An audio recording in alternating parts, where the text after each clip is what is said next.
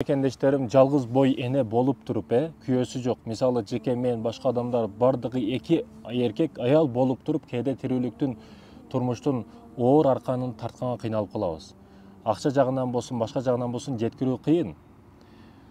Ошого карабастан, канчалаган сөздөр болот, кептер болот, дооматтар болот, ушактар болот, жамандыктар болот, өч алуу, кастык кылуулар болот. Ошого бардыгына чыдап, балдары үчүн аракет кылып, бадалынан рызкы терип алып келип, балдарын адалдан жедирип, ичирип, кийдирип, чоңойтуп жаткан, тарбияны тактурап берип жаткан жалгыз бой энелерден Аллах ыраазы болсун, аларга ар дайым таазим кылабыз. Бир кысса бар, хикая бар, окуя бар. Ошол элдердин сөздөрү, кептери келген учурда эмне кылабыз, кандай кылабыз?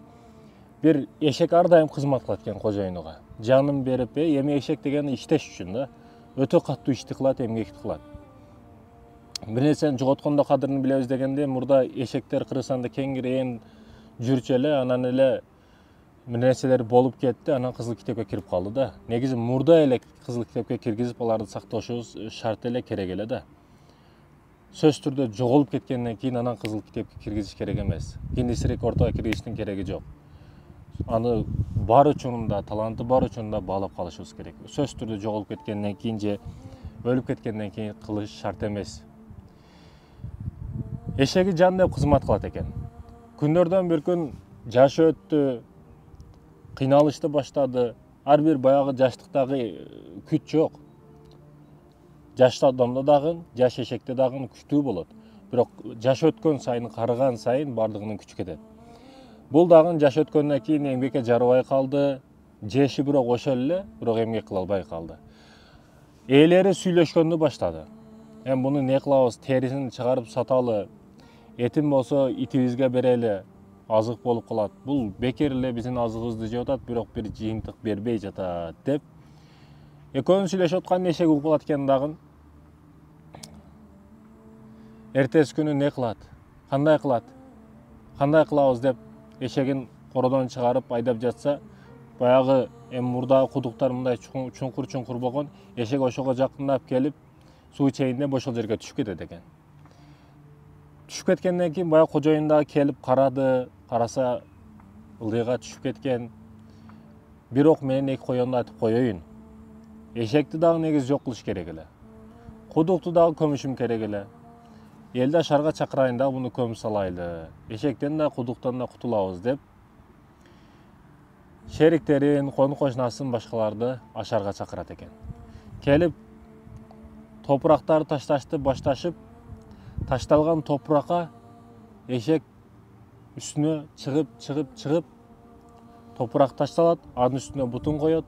Айтор канчалык таштар болсун, топурактар болсун, ташталганы сайын алардын үстүнө чыгып, кудуктан аттап чыгып кетет экен. Албетте бул окуя болгон эмес. Бул албетте токума окуя. Бирок урматтуу мекендешим, алына турган сабагы маанилүү да.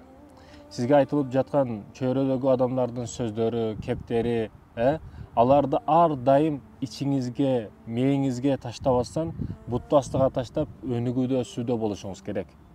Адамдардын айтылып жаткан, сизге карата айтып жаткан сөздөрү сиздин астыңызга, мындайча айтканда, бетон болуш керек. Ошондо дубал дагы, крыша дагы катуу турат. Сиз бир нерсе кылып атасыз, бир ийгиликке жетип атасыз, андан кийин сөздөр болуп атат, көз караштар болуп атат, сизге сын пикирлер болуп атат. Айтат го, бардыгына жагышым шарт эмес. Эгерде бардыгына жагыш керек болгондо, урматтуу мекендешим, пайгамбарыбыз саллаллаху алейхи вассаламга азыркы күндө дагы жаман сөздөр айтылат. Ошол учурда дагы пайгамбарыбызга жаман сөздөр, кептер, душмандыктар кылынган, азыркы учурда дагы эң көп жамандык кылынган пайгамбарыбыз саллаллаху алейхи вассалам. Дүйнөлүк атайын компания болуп аракет кылышат. Пайгамбарыбызды жек көрсөткөнгө аракет кылышат. Ал соц тармактар болсун, медиа тармак болсун, кайсыл жаат болбосун, жаман көрсөткөнгө аракет кылышат.